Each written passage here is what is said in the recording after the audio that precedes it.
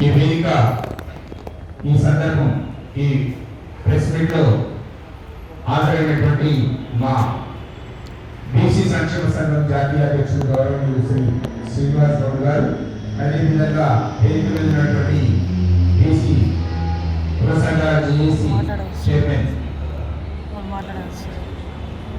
Okay, ఈ వేదిక వెళ్ళినటువంటి పెద్దలందరికీ ప్రత్యేకంగా పత్రికా మిత్రులకు మరొకసారి నమస్కారం తెలియజేస్తూ శుభదినం.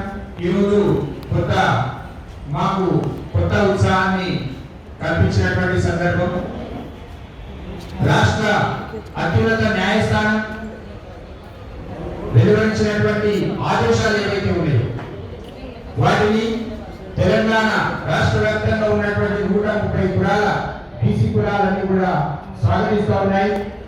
ఈ రాష్ట్రంలో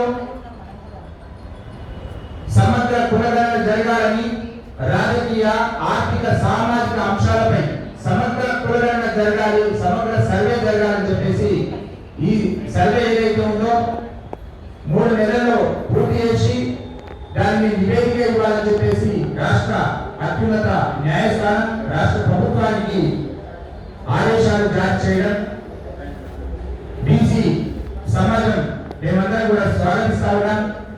ప్రభుత్వం ఇప్పటికైనా రాష్ట్ర ప్రభుత్వం ఇచ్చిన మాటను నిలబెట్టుకొని భవిష్యత్తులో వారిని సమాజం మొత్తం ఆదరించే విధంగా మరి రాష్ట్ర ప్రభుత్వం ముఖ్యమంత్రి గారు చొరవ తీసుకొని వెంటనే ఈ ప్రక్రియను పూర్తి చేసి కోర్టు ఆదేశాలు ఏవైతే ఉన్నాయో వారి ప్రకారం ఈ 3 నెలల్లో పూర్తి చేసి ఆ తర్వాత స్థానిక సంస్థల ఎన్నికలకు 42% రిజర్వేషన్లను అమలు చేస్తూ స్థానిక సంస్థల ఎన్నికలకు పోవడం అనేది అంతకు మించిన వేరే మార్గం లేదు.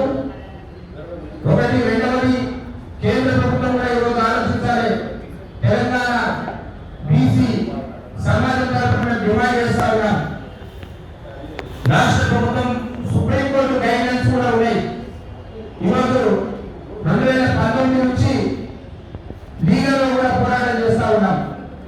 ఈరోజు బీసీ సంక్షేమ సంఘం జాతీయ అధ్యక్షుడు గౌరవనీయులు శ్రీ జాజుల శ్రీనివాస్ గౌడ్ గారు 2019లో కోర్టును ఆశ్రయించి మరి అంతకుముందే పోరాటం కొనసాగిస్తూ మరోవైపు లీగల్లో కూడా పోరాటం చేస్తూ 2019లో అప్రోచ్ అయినటువంటి సందర్భంతో ఈరోజు హైకోర్టు మరి ఈ యొక్క ఆదేశాలను నిర్వహించింది. చాలా సంతోషం.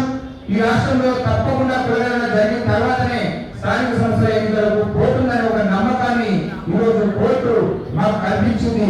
న్యాయస్థానానికి ధన్యవాదాలు తెలియజేస్తూ భవిష్యత్తులో ఇలాంటి పరిస్థితులు రావద్దు. ఈ రాష్ట్రంలో, ఈ దేశంలో న్యాయస్థానాలను ఆశ్రయించి రాజ్యాంగ మౌలిక ఏవైతే అంబేద్కర్ గారు సూచించినటువంటి ప్రాథమిక సూత్రాలను మేము మా హక్కులను మేము కాపాడుకునే విధానంలో కోర్టులను ఆశ్రయించేటువంటి దుస్థితి భవిష్యత్తులో రావద్దని చెప్పి మేము కోరుకుంటా ఉన్నాము.